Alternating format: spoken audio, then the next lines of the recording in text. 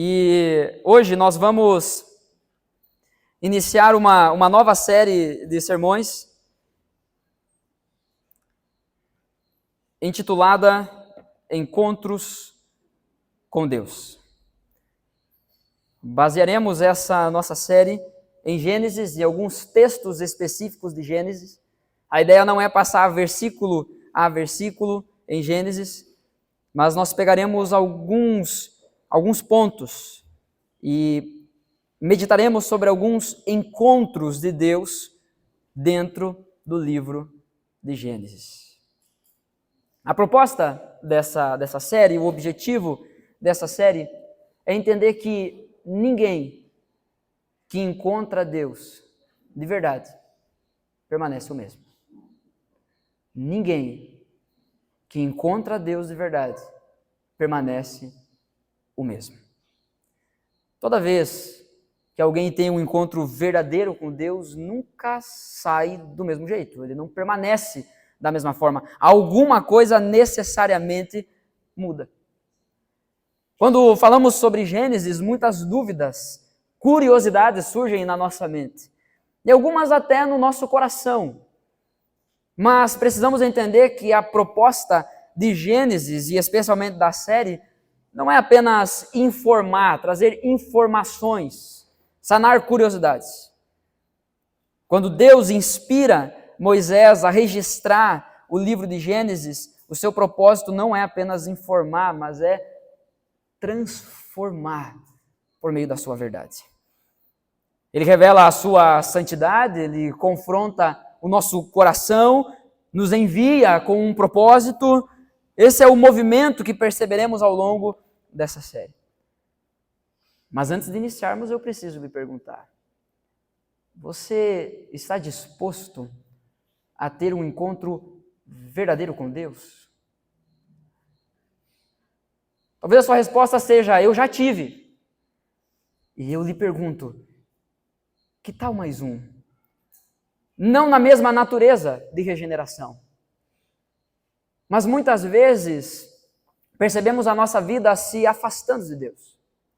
O encontro com Deus, o encontro verdadeiramente com Deus, ele traz um novo nascimento, ele regenera quem nós somos, nos salva. Mas para aqueles que já viveram a essa experiência, para aqueles que já nasceram de novo, se submeter, se colocar diante da presença de Deus, se encontrar com Deus mais uma vez, diante dele, não é para ser salvo mais uma vez, mas é para ser cheio da presença de Deus. É para conhecê-lo mais, amá-lo mais, desfrutá-lo mais, ter mais comunhão com Deus. À medida que nos encontramos com Deus e Ele vai nos enchendo, algo em nós necessariamente vai morrendo. Então por isso pergunto, você está disposto? Você tem esse desejo? Porque quando Deus se encontra com alguém, algo muda. Não tem como permanecermos intactos diante dele. Bom, Gênesis, capítulo 1, a partir do verso 1 até o verso 3 do capítulo 2, nós faremos a leitura. O título do sermão dessa noite é o Encontro com o Nada. A partir do verso 1 diz assim: no princípio, Deus criou os céus e a terra. A terra era sem forma e vazia. Havia trevas sobre a face do abismo, e o Espírito de Deus se movia sobre as águas. Então Deus disse: haja luz, e houve luz. E Deus viu que a luz era boa, e fez separação entre a luz e as trevas. Deus chamou a luz dia, e chamou as trevas noite. Houve tarde e manhã, o primeiro dia. E Deus disse: haja um firmamento no meio das águas e separação entre águas e águas. E Deus fez o firmamento e a separação entre as águas debaixo do firmamento e as águas acima do firmamento. E assim aconteceu. E Deus chamou ao firmamento céus. Houve tarde e manhã, o segundo dia. E Deus disse: ajuntem-se as águas debaixo dos céus num só lugar, e apareça a porção seca. E assim aconteceu. Deus chamou a porção seca terra e o ajuntamento de águas chamou mares. E Deus viu que isso era bom.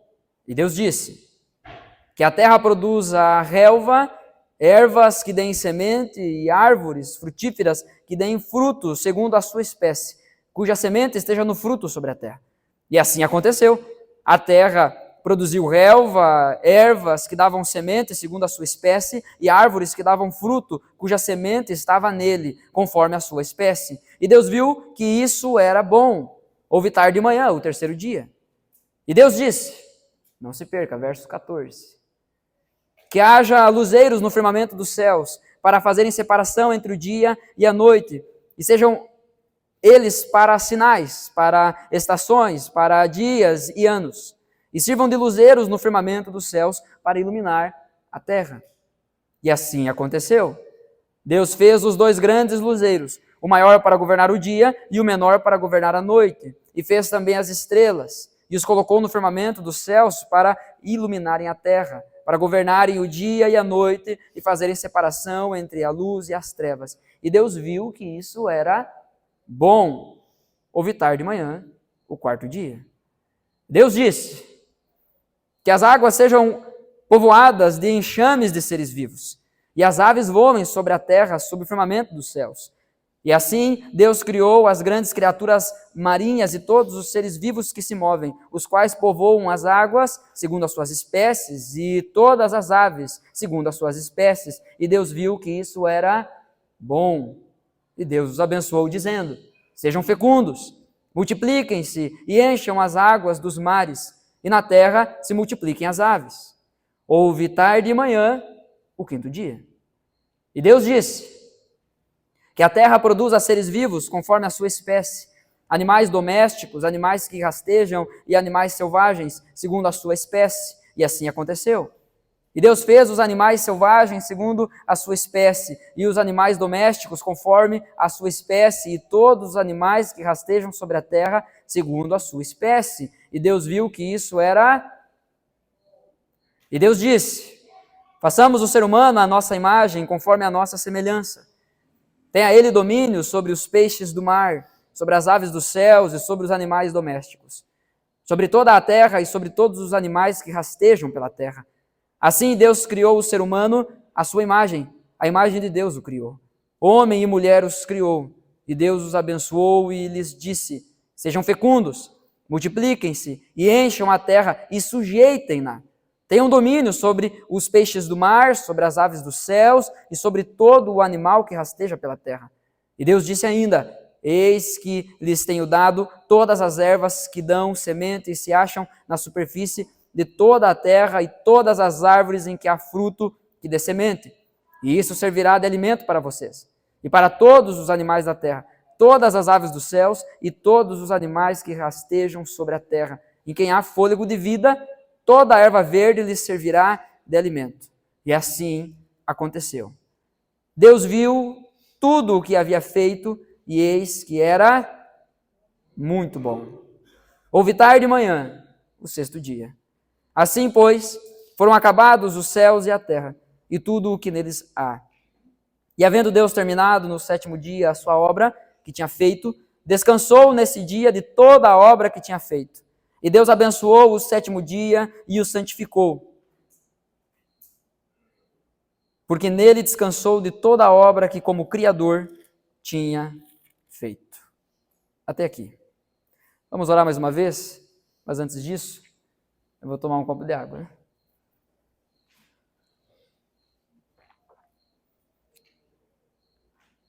Pai, em nome de Jesus, obrigado pela tua palavra. Obrigado pela riqueza que há na tua palavra. Riqueza de detalhes. Traços da tua glória. Detalhes que apontam para a sua gloriosa criatividade. Obrigado, Senhor. Que o nosso coração se encante.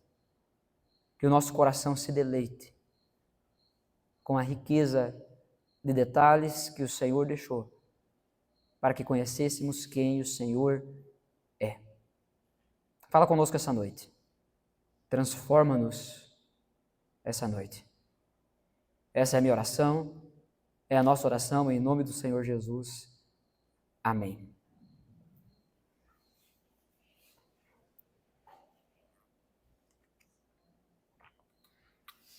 Não é muito difícil ler um capítulo inteiro da Bíblia, você viu?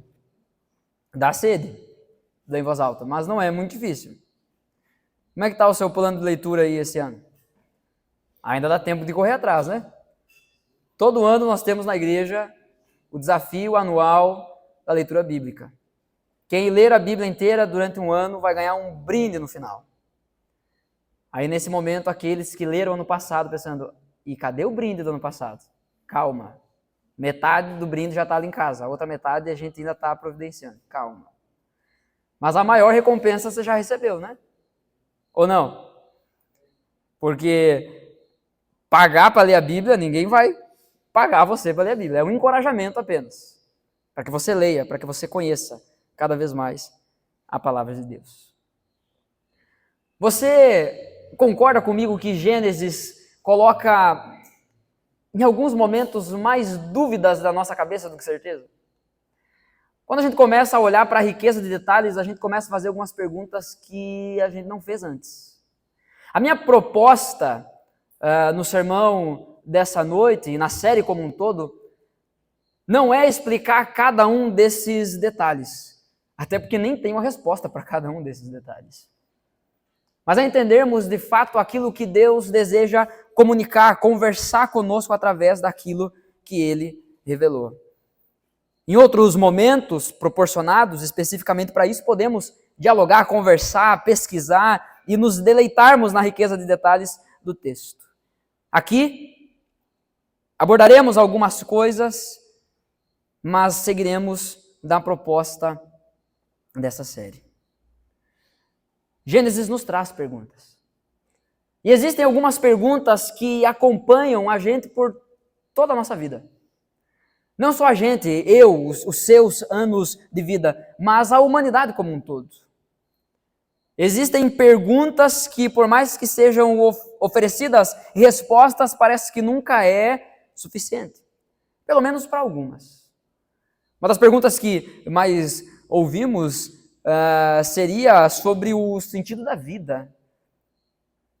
Quando eu era criança, eu gostava muito de ler gibi, história em quadrinho. E o meu personagem favorito, minhas histórias favoritas eram o Chico Bento. E o Chico Bento era aquele cara que morava na roça. Ele era grosso, ele era ignorante, ele era simples de entendimento. E sempre no final do gibi, da história em quadrinho, tinha uma tirinha, normalmente de 3 quadros ou 4 quadros. E eu lembro até hoje de uma, que o Chico Bento, no auge da sua ignorância, ele pergunta para o primo dele, sabichão, da cidade, e ele pergunta, ô primo, qual é o sentido da vida? E o primo dele diz, para lá. E o Chico Bento diz, obrigado, e vai. Isso não é tão simples. O sentido da vida não é simples assim. Não tem como fornecermos respostas simplistas acerca disso. E a proposta de Gênesis não é dar respostas simplistas sobre as questões da nossa vida. Uma outra pergunta curta, mas complexa é que talvez você já se fez muitas vezes. Quem sou eu? Qual é o meu propósito? O que vim fazer nessa terra? A Bíblia tem a resposta para isso. Não trata de forma simplista, mas tem respostas objetivas sobre isso. O que veio primeiro? O ovo ou a galinha? Essa não é tão... Essa a gente já sabe a resposta. O fato é que há em nós um senso de propósito. Há em nós o desejo de saber a origem das coisas. De onde isso veio? Por que veio? Qual é a razão de existir? Por que existem as coisas? Por que existe tudo aquilo que vemos, a criação? Por que essas coisas existem? E o que existia antes dessas coisas existirem? Quando lemos Gênesis, somos levados a essas questões. O que existia antes de nada existir? antes do primeiro átomo, antes da primeira molécula, antes da luz, antes do tempo, antes da própria ideia de antes, o que existia. A Bíblia começa respondendo isso sem hesitar. No princípio, Deus. No princípio, Deus criou os céus e a terra. Perceba que a Escritura não começa defendendo Deus. Ela começa afirmando Deus. A proposta da Bíblia não é provar para ninguém que Deus existe. Ela parte da certeza de que Ele existe e comunica quem Ele é. Essa é a intenção de Deus a revelar a sua palavra escrita a nós. Não é se defender, mas é partindo do ponto de que Ele é real, a partir da Escritura podemos conhecê-lo. Portanto, esse é o primeiro encontro da Bíblia. Não é Deus com o homem, mas é aquilo que quero tratar hoje aqui e chamar uma liberdade de narrativa. É o encontro entre Deus e o nada. E desse encontro nasce tudo. Desse encontro nasceu eu, nasceu você. Mas tenha em mente, por favor, que Gênesis não quer apenas contar como tudo começou. Ele não quer apenas dizer como as coisas aconteceram. Ele quer mostrar quem Deus é e para o que todas as coisas foram criadas. Nesse encontro com Deus, no encontro com o nada, nós não veremos o homem ainda. Veremos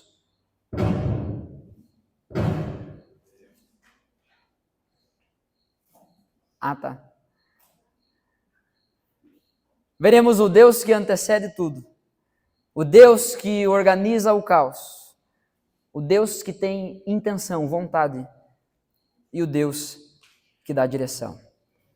Em primeiro lugar, no verso 1, o Deus que antecede tudo.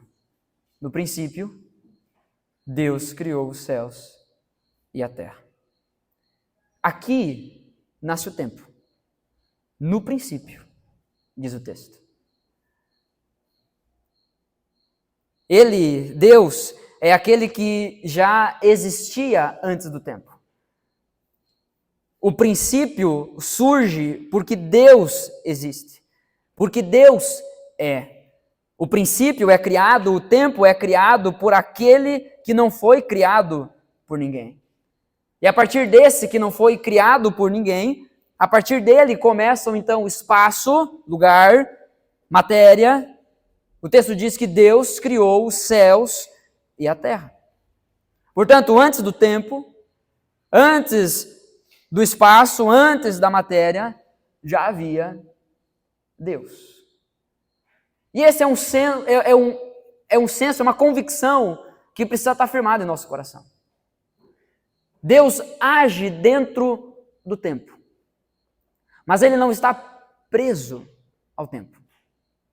A eternidade, não, quando atribuída a Deus, da forma como deve ser, o atributo da eternidade não significa apenas um Deus que não tem final, mas se refere também a um Deus que não tem início. Ele é. E ponto. Tudo começa com Ele. Deus já existia antes do nada. Ele não foi criado por nada. É importante entender o que significa esse nada. Não havia matéria pré-existente, não havia uma energia eterna pairando o vácuo ou o universo, qualquer coisa do tipo. Não havia forças rivais batalhando numa batalha cósmica contra Deus, e aí Deus venceu a batalha e então Ele teve liberdade para criar as coisas. Não havia um caos, não havia bagunça competindo contra Deus. É de Deus que parte todas as coisas. O nada, o silêncio, a ausência de criação não é uma entidade, uma divindade em si, Não é um adversário para Deus. É simplesmente aqui uma ausência absoluta de criação. E isso confronta qualquer visão que torne o universo autossuficiente em qualquer sentido. Como se o universo, de alguma forma, pudesse produzir algo sem Deus. Algo sem que Deus tivesse criado. O Deus que antecede tudo é aquele que cria todas as coisas. A proposta não é lidarmos com todas as teorias contrárias a isso. A Bíblia não se propõe a isso. Como eu disse, a Bíblia diz, no princípio, Deus criou os céus e a terra. Não se propõe a defender a existência de Deus. Apenas traz a realidade de que Deus existe. Mas o ateísmo, por exemplo, diz, de forma geral, que Deus não existe. Mas o universo não é autoexplicativo. Se Deus não existe, quem criou tudo isso? Foi A, foi B, foi assim, foi assado. Não! O universo não é autoexplicativo. Uma investigação séria, científica, filosófica no universo apontará sempre para um Criador. Tudo vem de algo. E nós sabemos que esse algo é alguém. É o Deus que antecede tudo. O materialismo diz que a matéria é eterna. Que a matéria já existia e de alguma forma isso foi se expandindo, se procriando, se reproduzindo de alguma forma. Mas Gênesis afirma que antes da matéria só Deus existia. Foi Deus quem criou os céus e a terra, foi Deus que criou as coisas. O panteísmo, por outro lado, mistura Deus com a criação. Então, Deus existe, mas Deus é a árvore. Deus é o sol, que dentro da mitologia grega é o deus Apolo. Deus é a chuva. Na ânsia de querer enxergar Deus na criação, acaba enxergando a criação como Deus. Mas o texto separa claramente o Criador da criação. O Criador da criatura. O politeísmo, por outro lado, multiplica deuses. Tem vários deuses, cada um fez uma coisa. Uma junção de deuses ali, porque foi muita coisa para fazer, então cada um fez um pouco. É tipo trabalho de escola, cada um faz sua parte. Não ia dar certo. Não ia ficar bom. Não ia ficar muito bom, como nós vemos no sexto dia. A Bíblia apresenta que Deus criou, de forma singular, pessoal, Deus criou. Há um único Deus. E Ele age. Ele cria. Mas há algo ainda mais profundo. Na verdade, desse Deus que existia antes de todas as coisas, que antecede todas as coisas. É que antes de todas as coisas, Deus já era plenamente Deus. Ele não precisava de nada. Completamente independente. Um atributo incomunicável. É o atributo da independência de Deus. Somente Ele não precisa de nada, somente Ele é autossuficiente. Nada do que existe poderia mudá-lo, aumentá-lo, diminuí-lo. Nada poderia afetá-lo. Deus sempre foi plenamente Deus. Portanto, desde a eternidade, desse tempo que não tem início, desse tempo que simplesmente é, que nos é apresentado no princípio, no início de todas as coisas, nós somos criados dentro dessa história. O nosso calendário é criado dentro da eternidade. Mas antes do nosso calendário, desde a eternidade, Deus já era plenamente Deus. E na plenitude de quem Deus é, sempre houve amor, comunhão, havia relação na Trindade. Porque o Deus que cremos é um Deus triuno.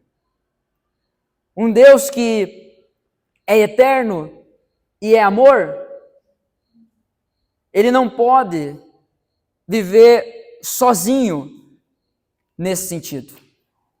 Porque o amor só é amor quando é derramado, quando é compartilhado. E o amor de Deus é um amor eterno. Não é um amor que apenas toca a sua criatura, mas é um atributo que já havia na essência de Deus.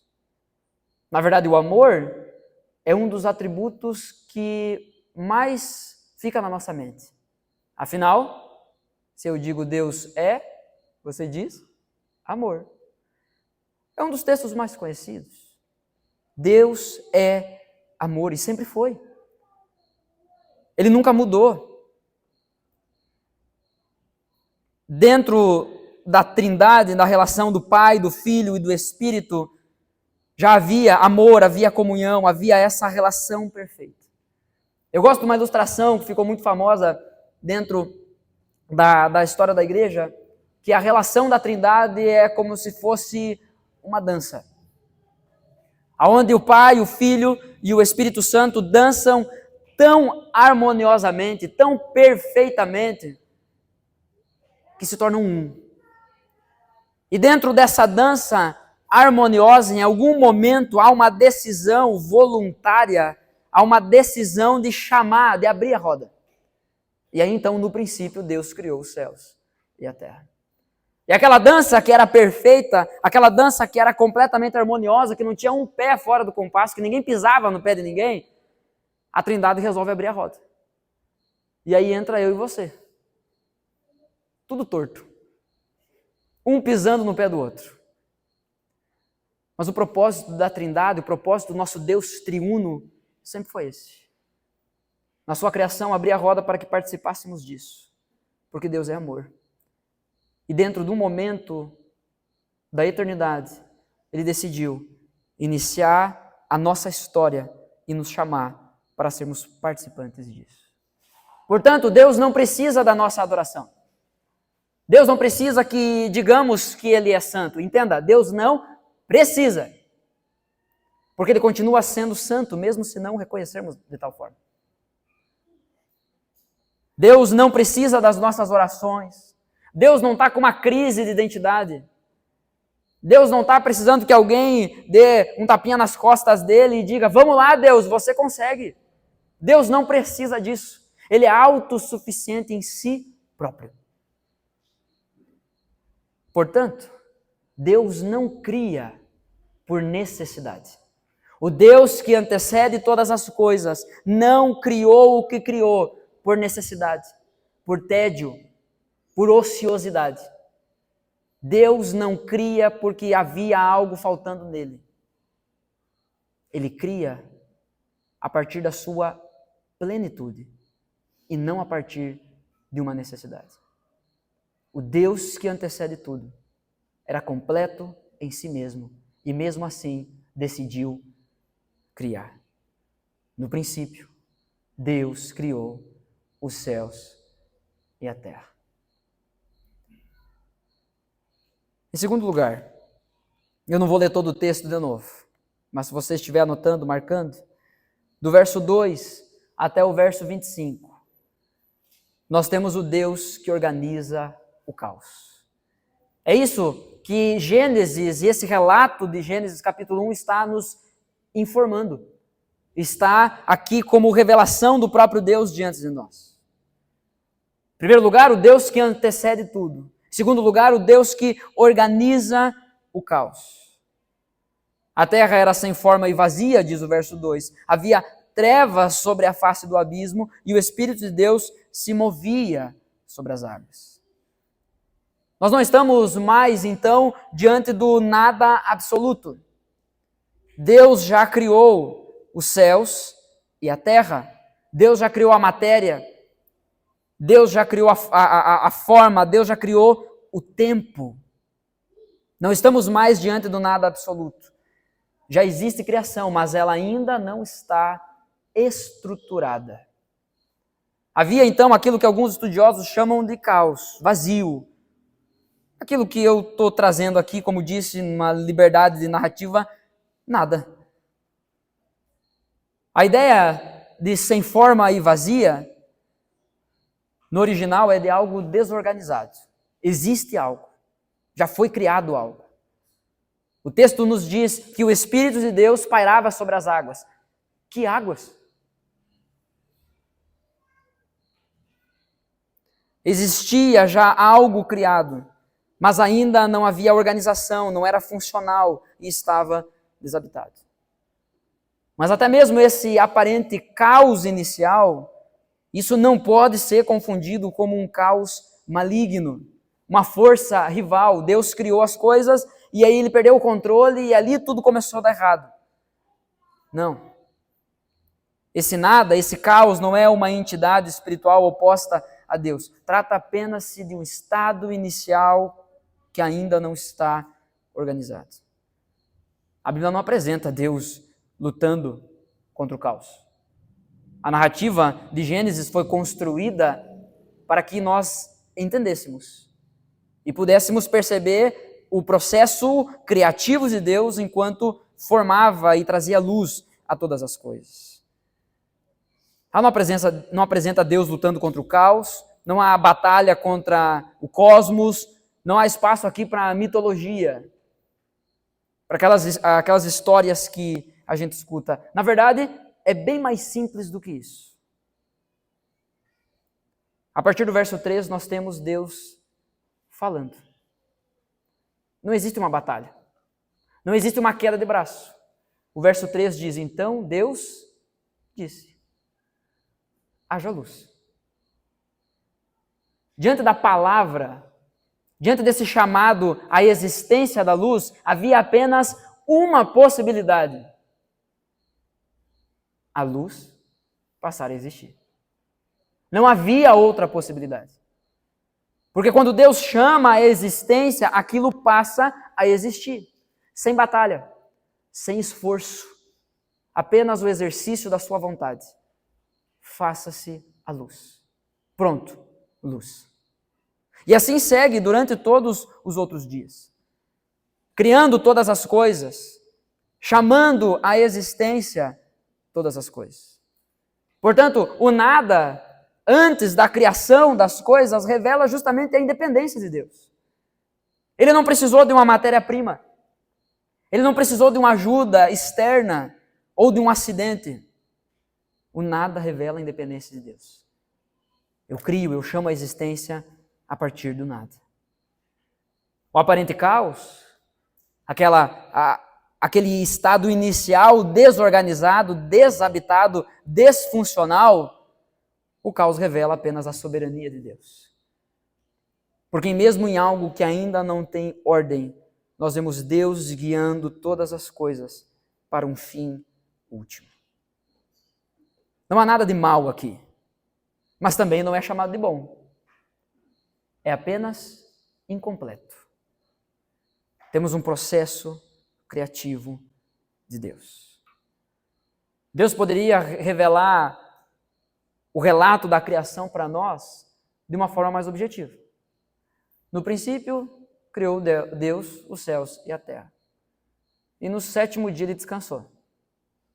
E tudo que tem aí foi ele que criou. Pronto, bola para frente.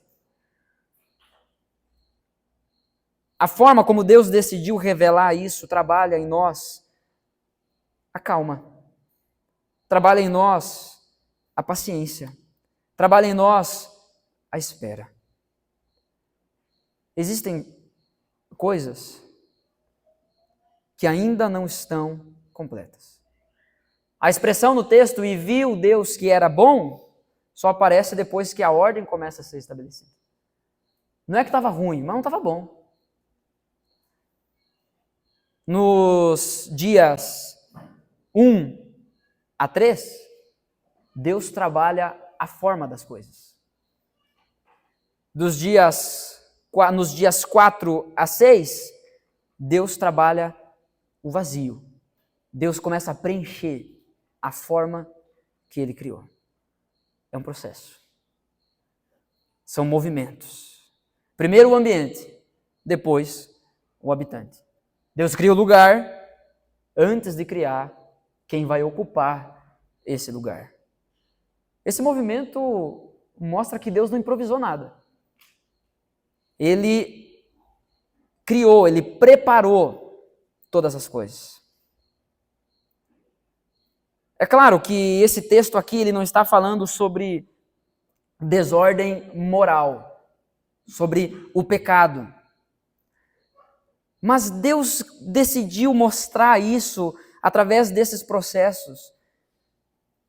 E precisamos olhar para a nossa vida dessa forma também. Há algumas fases da nossa vida que não são más, mas também não são boas, porque não estão completas. Porque ainda há coisas que precisam ser construídas, ainda há coisas que precisam ser feitas. Há momentos na nossa vida sem forma. Há momentos vazios. Mas a esperança, irmãos, é que o mesmo Deus que organiza o caos cósmico, a bagunça inicial, será o Deus que restaurará o caos moral, a luta contra o pecado após a queda em Gênesis 3. Isso nós veremos lá na frente. O mesmo Deus que está aqui nesse primeiro momento lidando com coisa e bicho, é o mesmo Deus que vai botar a mão e vai criar eu e você. E faz isso de uma forma diferente. O relato da criação do homem tem, de certa forma, um relato geral, objetivo, em Gênesis 1, mas em Gênesis 2 traz mais detalhes. E isso fica para o próximo sermão. O ponto é, o Deus que organizou o cosmos, organiza também vidas. Você acha que a sua vida é tão bagunçada quanto administrar o universo? Quanto criar o universo? Será mesmo que Deus não possui sabedoria o suficiente para organizar, para dar forma e preencher o que está vazio em nossas vidas? Eu quero avançar com você para os versos 26 a 31. E aqui temos diante de nós o Deus que tem intenção. Não é apenas um Deus poderoso. O Deus que antecede tudo, o Deus eterno, não é apenas o Deus que organiza o caos, o Deus poderoso, mas é um Deus que tem intenção, que manifesta a sua vontade. Deus não criou tudo o que criou apenas para revelar o quanto Ele era poderoso. Deus criou o que criou, da forma que criou, e decidiu deixar registrado para nós a forma como criou, para nos mostrar não só que Ele era um Deus grandão, mas para revelar o seu caráter, para revelar as suas intenções. No verso 26, e Deus disse, façamos o ser humano a nossa imagem conforme a nossa semelhança. Assim se encerra o sexto dia. Ele cria os animais terrestres. No quinto dia ele já criou as aves. Mas no sexto dia ele cria os animais e cria também o ser humano. Mas perceba que no sexto dia o ritmo desacelera. É Deus ali até aqui, aparentemente organizando o caos, e parece que é muita informação, mas no sexto dia o ritmo desacelera.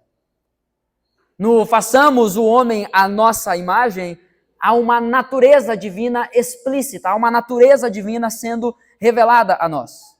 Deus é relacional e criou o homem para o relacionamento. Criou o ser humano para se relacionar com Deus e também com o próximo. Porque logo na sequência, nós vemos a mulher também sendo criada. Deus é relacional. Quando Deus diz, façamos o homem, aqui mais uma vez está explícito a natureza do Deus triuno. Façamos. Deus Pai, Deus Filho, Deus Espírito Santo, três pessoas distintas com uma natureza. Isso é a Trindade. Um Deus, três pessoas. Três pessoas, um Deus. Ah, mas eu não entendi isso. Que bom. Porque essa, justamente, é uma das doutrinas que nos coloca no nosso devido lugar. Dentro da história da igreja, um dos homens que mais produziu conteúdo, estudos acerca da doutrina da Trindade foi Agostinho de Hipona. E numa das histórias que se conta acerca dele, diz que num certo dia ele estava escrevendo, estudando, meditando sobre a doutrina da Trindade. E já sendo que desanimado, porque não conseguia entender. Não conseguia entender como 3 podem ser 1, como 1 pode ser 3. E resolveu sair, dar uma respirada. E saiu caminhando à beira-mar, na praia. Ele encontrou uma criança. E aquela criança fazia o seguinte movimento, repetidamente. Corria para a água, para o mar, enchia a concha da mão e voltava correndo e despejava num buraco na areia que tinha feito. E fez isso inúmeras vezes. Até o ponto que Agostinho pergunta para essa criança, o que você está fazendo? Qual é a sua intenção com isso? E a criança diz, eu quero colocar a água do oceano dentro desse buraco. Agostinho, obviamente, um homem intelectual, diz para aquela criança, mas isso é impossível. E é nesse ponto que a história fica profundamente espiritual. O que registros contam, que naquele momento a criança olha para Agostinho e diz, pois é justamente isso que o Senhor está tentando fazer. Tentando colocar a natureza de quem Deus é dentro do buraco que tu conhece. Deus não cabe dentro do nosso entendimento. Ele antecede tudo. É Ele que organiza o caos.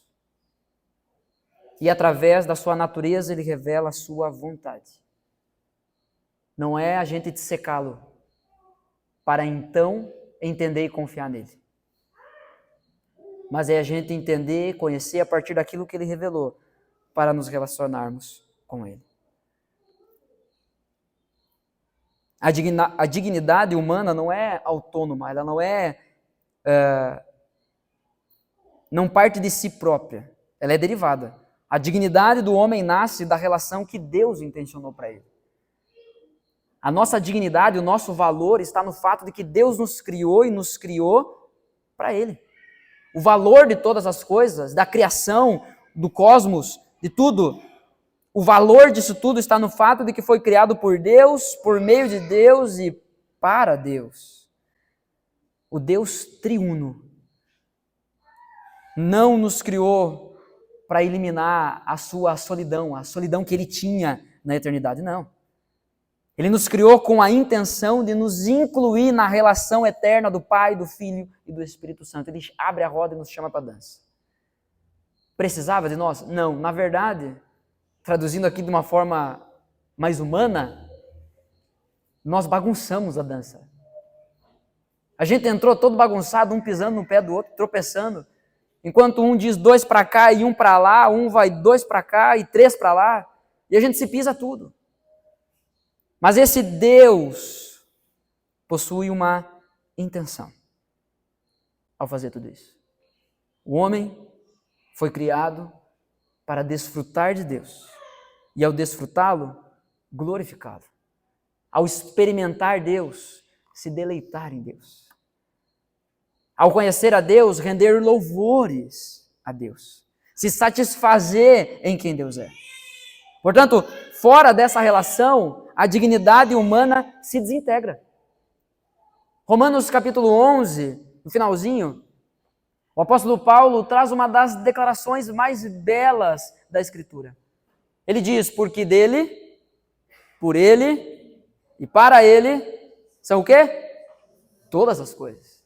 Portanto, a ele seja toda a honra e toda a glória para... Amém. Se tudo vem dele, por meio dele e é para ele, o que existe fora dele é o quê? Que valor possui? Se quando há uma rebeldia, quando há uma resistência, uma dureza no coração para tentar viver longe de Deus, qual é o valor que existe na existência humana? Qual é o valor de vivermos na ânsia de vivermos sem Deus? Fora dessa relação, fora dessa dança, a dignidade humana se desintegra. Não há valor. Sabe o que somos? Fora daquele que é tudo? Nada. No façamos o homem à nossa imagem e semelhança, há uma intenção explícita. Há uma natureza explícita, mas há também uma intenção explícita. O homem, certamente, claramente, é o clímax narrativo da criação. Mas ele não é o centro da criação. Deus é. O texto não diz que o homem surgiu a partir do nada. O texto não diz que a terra produziu o homem do nada. O texto diz, Deus dizendo, façamos o homem. Ainda que dentro da narrativa, dentro do registro bíblico, o homem é o clímax da criação, Deus é o centro da criação. Não é que nem os nossos dias, onde um artista produz uma obra avaliada em milhões, e as pessoas valorizam aquilo, admiram aquilo, são capazes de ficar horas admirando uma tela, mas se o autor daquela obra precisar de alguma coisa, ele que se vire. Eu pago milhões numa obra de arte, mas se o artista precisar de uma carona, eu não dou. O mundo faz isso. Valoriza mais as coisas do que a pessoa por trás daquilo. Guardadas as devidas proporções, obviamente, é isso que não podemos fazer diante do relato da criação. A própria Escritura reconhece o homem como a coroa da criação. É o mais belo, é o auge. E depois do auge ainda veio a cereja do bolo, né? Deus criou a mulher. Mais bonita, um monte de qualidade a mais, mas completamente diferente do homem. E nisso há beleza. Tem coisas que a mulher foi chamada para fazer. E tem coisas que o homem foi chamado para fazer. Para com essa bobagem de querer fazer o que o outro tem que fazer. Há uma intenção explícita na criação. No façamos. Deus se revela através disso. Portanto, a criação do homem, ela não desloca Deus do trono, mas ela revela o propósito daquele que ocupa o trono. O homem é criado à imagem de Deus, e não o contrário.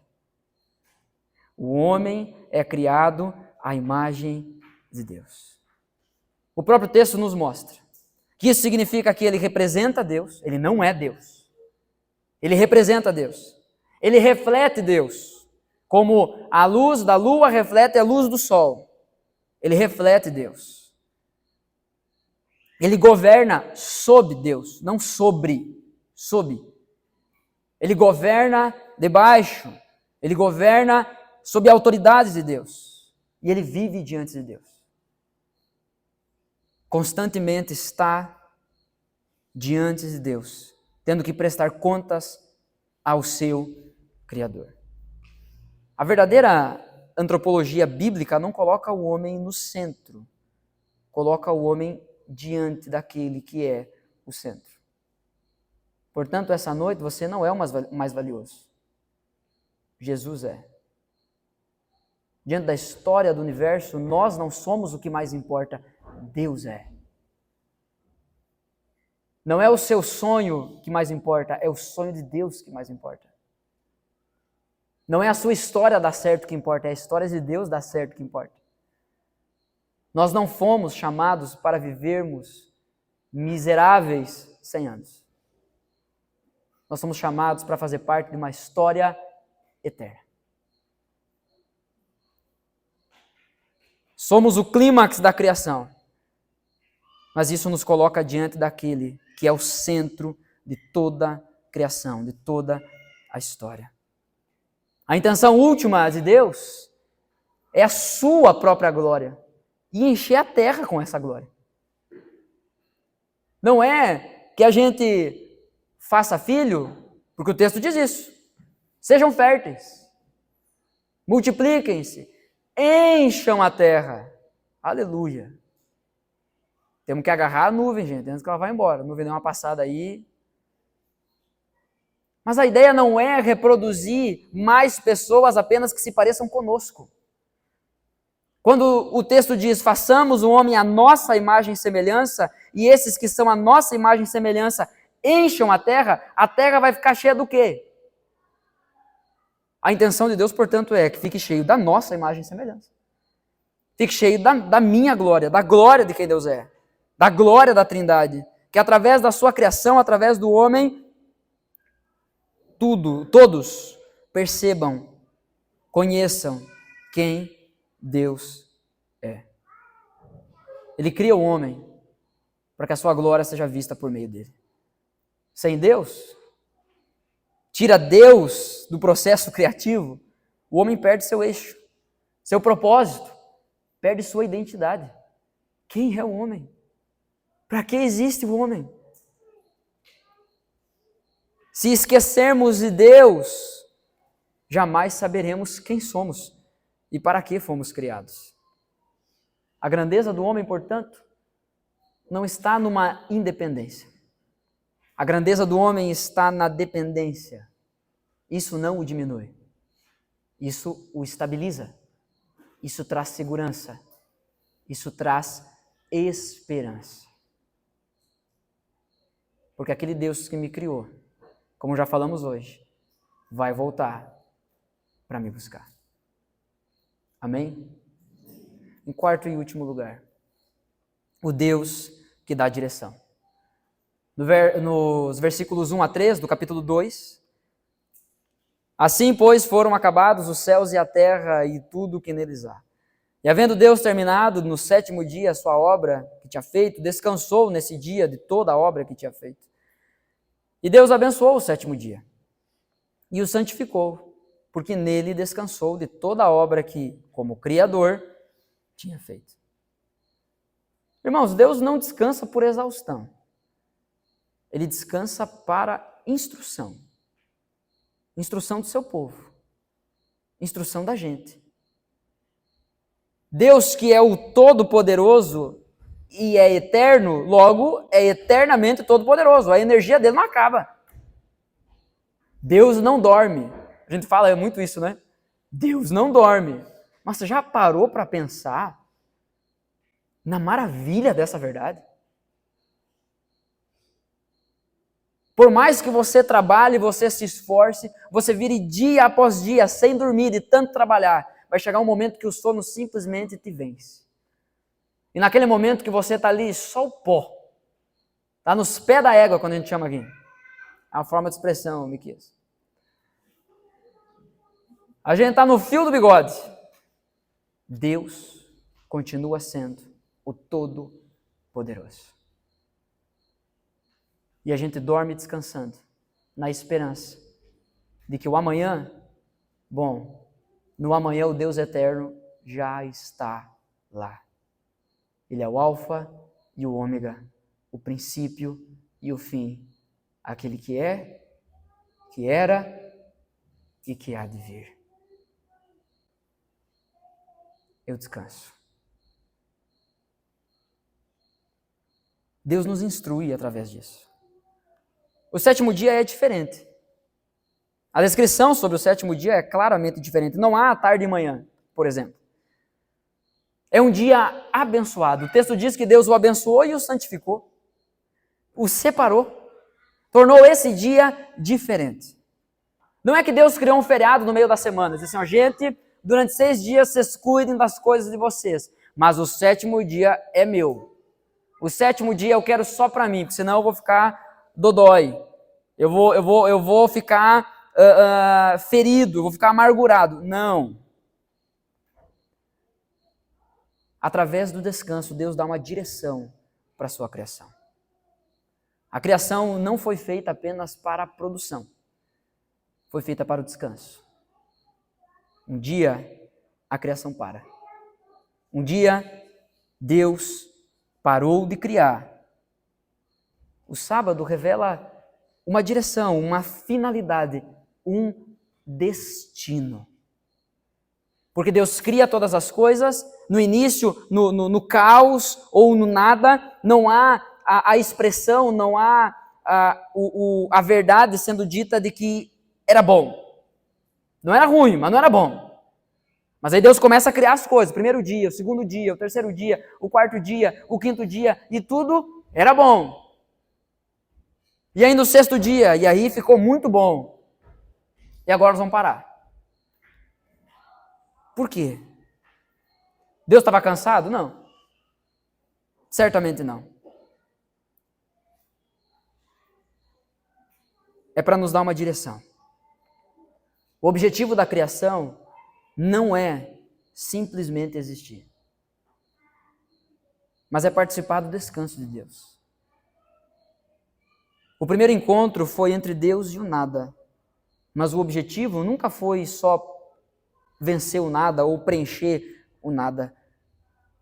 Deus direciona a sua criação para a sua presença, para a comunhão, para o descanso. Nós precisamos desse dia, desse tempo, onde paramos, olhamos para quem Deus é e descansamos nele. De tudo o que fazemos. O Criador descansou para nos ensinar a descansar. Deus colocou o sono na gente como um dispositivo para nos lembrar que não somos Ele. Deus colocou o cansaço, os limites em nós para nos lembrar que fomos feitos à sua imagem e semelhança, mas não somos Ele. Por outro lado, precisamos entender que o descanso não é sobre fazer nada. Isso aí já é coisa de sem vergonha. É interessante que Jesus, o próprio Deus encarnado, em João capítulo 5, verso 16 e 17 diz, após Jesus ter curado no sábado, e aí os mestres da lei, os religiosos, estão ali pegando no pé de Jesus, perseguindo Jesus. Então o texto no verso 16 de João 5 diz, e por isso os judeus perseguiam Jesus porque fazia essas coisas no sábado. Que coisas? Ele curava. Só que nessa questão aqui, ele curou um cara que estava aleijado e disse para o cara, pega a tua maca, levanta e vai embora. E aí ele pega a maca, vai embora, e aí os mestres da lei enxergam aquilo e dizem assim, ó, você está trabalhando, não pode trabalhar hoje. Você percebe quando a gente tira Deus, a intenção de Deus, a direção de Deus da história, a gente fica só com aquilo que é aparente? Não pode trabalhar hoje, está trabalhando, pecador, vai para o inferno. Tu acha que tu é Deus, né? Não sabe parar. A gente não consegue olhar porque tem por trás. Versículo 17, então Jesus responde, né? Mas Jesus lhes disse, meu pai trabalha até agora e eu trabalho também. O trabalho, portanto, não é cruzar os braços. O trabalho é se juntar a Deus, contemplar a Deus e descansar nas obras de Deus, naquilo que Ele faz. O descanso é para lembrar a razão, a motivação de todo o trabalho e esforço. Às vezes entramos num ritmo tão frenético que não conseguimos pensar do porquê fazemos aquilo que fazemos. O resultado do que fazemos começa a se tornar a motivação do que estamos fazendo. Eu fiz um negócio e deu muito certo, então eu vou continuar fazendo esse negócio. E vou fazer cada vez mais. E o próprio negócio se tornou a minha motivação. E não me juntar ao que Deus está fazendo no mundo. O descanso é parar e confiar naquilo que Deus já fez. Perceba como isso chegaria aos ouvidos de Adão.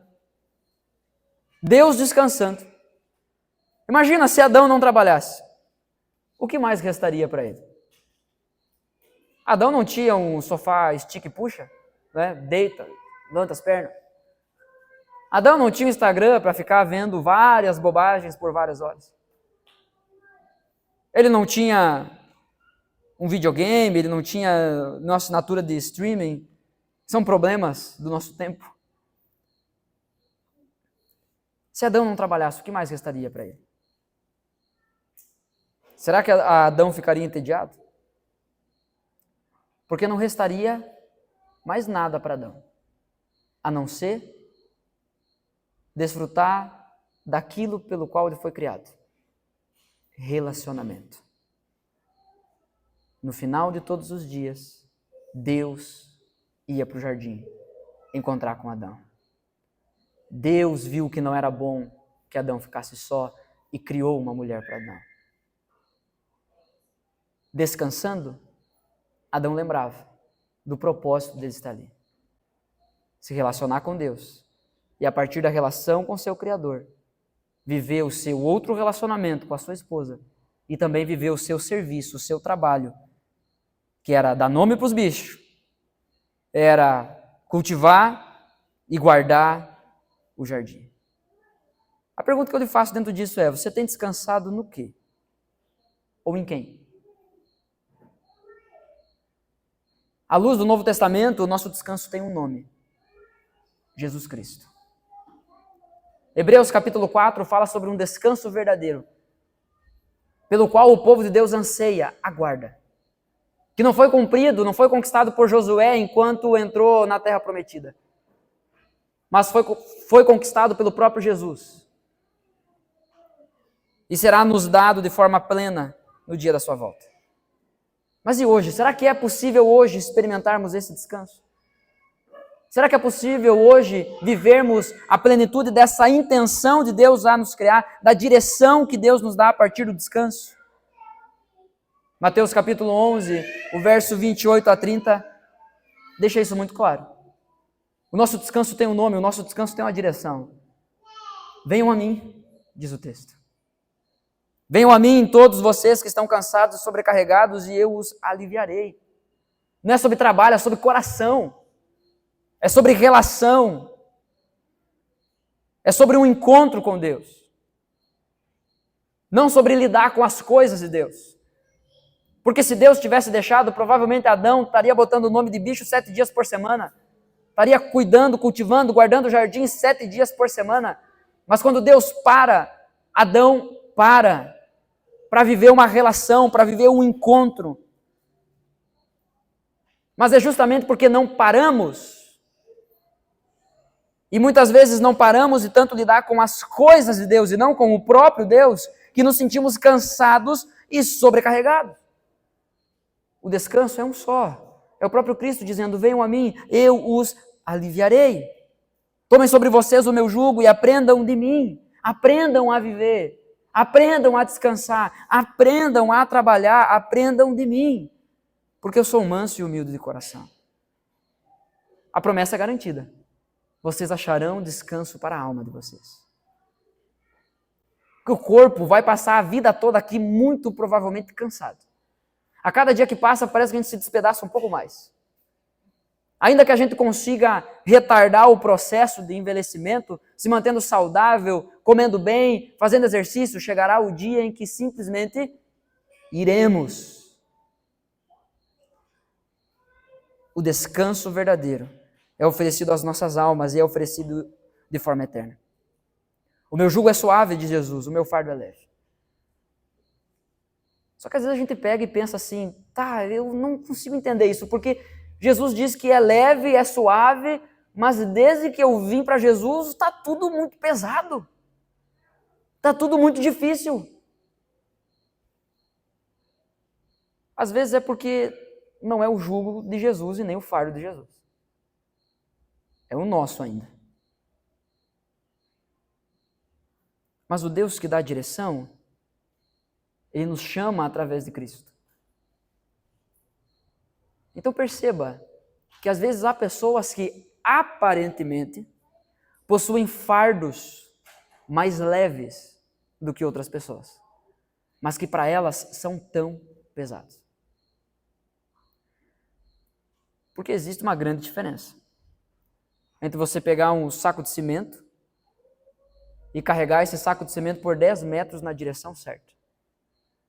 e você pegar um saco de arroz de 5 quilos e caminhar 5 quilômetros com ele na direção errada. Porque você vai ter que voltar mais 5 depois. Ficou bem mais pesado do que o saco de cimento na direção correta. Às vezes parece que assim, a vida não está tão problemática assim.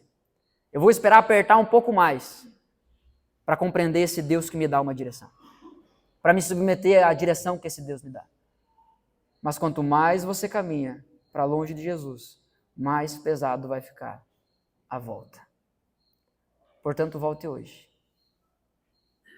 Faça a meia volta hoje. O Deus que antecede tudo, que organiza tudo, que manifesta a sua vontade, nos dá uma direção de descanso, de encontro com Ele. Jesus é o nosso descanso, irmãos. Ele é a nossa direção de vida. Corra para Jesus. Diante disso, portanto, para ouvir e praticar,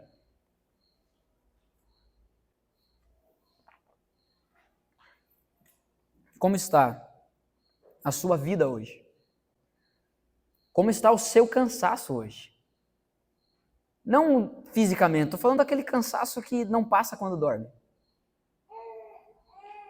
Porque é esse que arrebenta a gente. Talvez você esteja vivendo algo sem forma. Você tem vivido algo vazio. Ou você se sente incompleto. Não está ruim, mas também não está bom. O que dirá? Muito bom. Bom, o Deus que antecede tudo te conhece plenamente. O Deus que organiza o caos ainda governa sobre tudo. O Deus que tem intenção, vontade, tem planos relacionais para a sua vida. Fuja daquele discurso de que, Deus tem grandes coisas para a tua vida, viu? Casa, carro, dinheiro, saúde, pode ter tudo isso. E você pode orar e buscar tudo isso. Mas a intenção primordial de Deus é relacional. Não é por coisas aparentes, não é por coisas que passam. Deus tem planos relacionais para a sua vida. Ele quer viver comunhão contigo. O Deus que dá a direção deseja te conduzir ao descanso em Cristo. Então venha. Venham a mim, diz Jesus. Larga esses fardos. O encontro com o nada mostra que tudo veio depois de Deus. E que toda aquela produção, controle que a gente acha que tem, se dissipa diante da verdade desse Criador soberano. Você não foi criado para ser o centro. Você foi criado para refletir quem é o centro. A criação, eu, você, todas as coisas, nascem da vontade relacional de Deus. O maior milagre que Deus deseja fazer nas nossas vidas, hoje, é dar descanso para a nossa alma. É trazer descanso para o nosso coração. Diante do caos que está dentro de nós. Diante do vazio que grita. Ou diante de coisas incompletas. Ele quer trazer sentido e direção para as nossas vidas. Você só encontrará descanso quando voltar a viver isso. O propósito original de Deus para nós. Viver para Deus e viver para a sua glória. Foi para isso que você foi criado. Foi para isso que todas as coisas foram criadas. Esse é o objetivo de Deus no seu encontro com o nada. Quando Deus encontra com o nada, Ele pode fazer tudo. Isso é verdade sobre o cosmos e é verdade sobre você. Um encontro verdadeiro com Deus não deixa espaço para a neutralidade. Ou nos rendemos, ou resistimos, mas jamais saímos iguais. Eu quero orar pela sua vida. Espírito Santo de Deus, eu clamo ao Senhor que Tu proporcione para nós um encontro. Não interessa quantas vezes muitos de nós já tivemos encontros verdadeiros contigo. Nós clamamos nesse momento por mais um. Nós clamamos por um renovo, por um descanso. Nós clamamos, ó Deus, por uma restauração da nossa fé, da nossa confiança, da nossa esperança no Senhor. Ajusta o nosso olhar, Senhor. Nos ajuda a enxergar o caos da nossa vida. Nos ajuda a enxergar o vazio. Nos ajuda a não nos contentarmos com aquilo que ainda está incompleto. Talvez muitos de nós já até damos passos, iniciamos caminhada para perto do Senhor. Mas ainda não está bom. Porque ainda há coisas que precisam ser rendidas. Ainda há áreas da nossa vida que precisam ser submetidas ao Senhor. O que nós queremos, Senhor, é descanso. E sabemos que só encontraremos isso na cruz. Na cruz de Cristo. Na obra completa, consumada de Cristo Jesus. Senhor, olha para nós. Foi o Senhor que preparou esse tempo. Foi o Senhor que preparou esse encontro. Traz a nossa consciência de que o Senhor nos trouxe aqui. E nos capacita, Espírito Santo, a responder. A não apenas contemplar de longe, mas dar um passo em direção ao Senhor.